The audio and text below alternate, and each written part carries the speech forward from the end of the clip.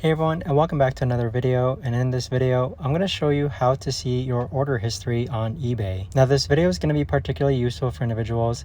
Let's say that you've ordered something from eBay and you're wondering what's the status of it, or maybe you're looking to see past orders that you've made on eBay itself.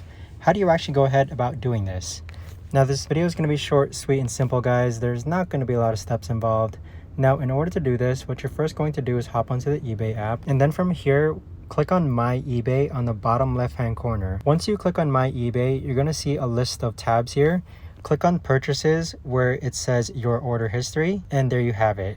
As you can see here, we have a list of items that we've bought on this eBay account, most of which has been delivered.